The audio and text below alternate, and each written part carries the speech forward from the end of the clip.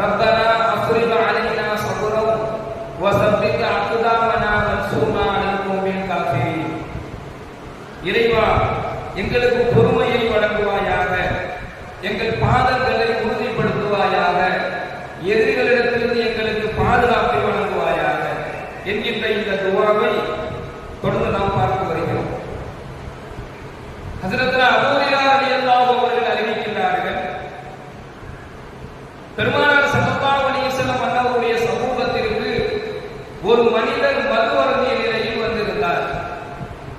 அப்ப நாயகம் ஸல்லல்லாஹு அலைஹி வஸல்லம் அவர்கள் அவருக்கு தண்டனை கொடுக்கக்கூடிய விதத்துல அவர் அங்கிருந்து அனுப்புமாறு எங்களுக்கு கட்டளையிட்டார்கள்.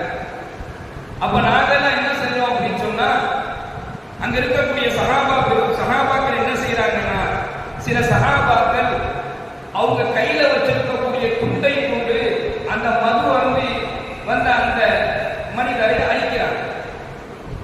இன்னும் சிலர் கைகளால் அவர் அழிக்கிறாங்க. இன்னும் சிலர் அவங்க வெளியில கரண்டி போட்டு செருப்படுத்து வந்து அழிக்கிறாங்க.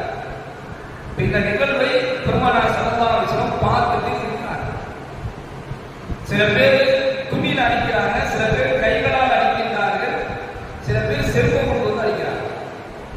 இப்போ அங்கிருந்து அந்த மனிதர் கிளம்புறார், அடிய வாங்கிட்டு அங்கிருந்து அந்த மனிதர் கிளம்புறாரு. அப்போ கூட்டத்தில் இருக்கக்கூடிய சிலர் சொல்றாங்க அவரை பார்த்து, அல்லாஹ் உண்மை கேவலப்படுத்துவானாக, அல்லாஹ் உண்மை கேவலப்படுத்துவானாக என்ற கோபம் கொண்ட நிலையில அந்த மனிதரை பார்த்து சில சஹாபாக்கள் சொல்றாங்க. உடனே பெருமானார் ஸல்லல்லாஹு அலைஹி வஸல்லம் அவர்கள் கோபம் கொண்ட நிலையில அந்த மனிதரை பார்த்து, அல்லாஹ் உன்னை கேவலப்படுத்துவானாக என்று சொன்னாங்களே, அந்த கூட்டத்தார்களை பார்த்து பெருமானார் ஸல்லல்லாஹு அலைஹி வஸல்லம் அவர்கள் சொல்றாங்க, அவரை கோபம் கொண்ட நிலையில நீங்கள் திட்டுவதன் மூலமாக நீங்கள் ஷைத்தானுக்கு உதவி செய்கிறீர்களே என்பதாக பெருமானார் ஸல்லல்லாஹு அலைஹி வஸல்லம் அவர்கள் திட்டி அந்த சஹாபாக்களை உடனடியாக தண்டிக்கிறார். கண்ணியமிக்க அல்லாஹ்வின் நல்லடியார்களே, சகோதரர்களே, துணியால் அடிக்கும் பொழுது பெருமானார் ஒன்றும் சொல்லல, கைகளால் அடிக்கும் பொழுதும் ஸல்லல்லாஹு அலைஹி வஸல்லம் சொல்லல, செருப்பால் அடிக்கிறப்ப கூட அதை பார்த்து அமைதியா தான் இருந்தாங்க. ஆனா அவரை பார்த்து அல்லாஹ் அவனை கேவலப்படுத்துவானாக சொல்லி கோபம் கொண்ட நிலையில திட்டும் பொழுது திட்டி அந்த சஹாபாக்களை ஸல்லல்லாஹு அலைஹி வஸல்லம் அவர்கள் கண்டித்தார்கள் என்பதாக இந்த ஹதீஸ் புகாரியிலே இடம்பெறுகின்றது. கண்ணியமிக்க சகோதரர்களே, என்ன அர்த்தம்னா, ஒரு மனிதரை கோபம் கொண்ட நிலையில திட்டுவது, சாபமிடுவது, இதை பெருமானார் ஸல்லல்லாஹு அலைஹி வஸல்லம் அவர்கள் எச்சரிக்கையாக தடை செய்திருக்கிறார். அடிக்கிறது கூட அனுமதி கொடுக்கிறார்.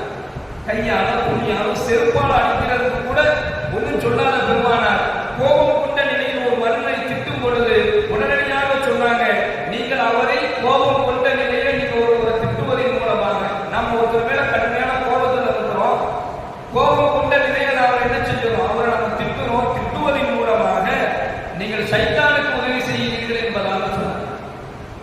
கண்ணியமிக்க சகோதரர்களே, கோபம் என்பது ஷைத்தானுடைய குணம்.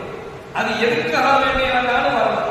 நான் நியாயத்துக்காக கோபப்பட்டேன் அப்படின்னு சொல்லலாம். கோபத்தினுடைய அளவு போல இருக்கு. ஒரு மனிதன் தன்னுடைய கோபத்திற்கு அவனுக்கு ஒரு அளவு போல இருக்கு. அந்த அளவு போல தாண்டும் பொழுது அது விபரீதமான நிலையில கொண்டு நம்ம நினைப்பார். கோபம் என்பது ஷைத்தானுடைய குணம் என்பதை நபி அவர்கள் நமக்கு சொல்லிக் கொடுத்திருக்கின்றார்கள். கோபம் கொண்ட நிலையில் ஒருவரை திட்டுவதும் சபிப்பதும் ஷைத்தானுக்கு நாம் உதவி செய்யக்கூடிய செயலாக அது மாறுது.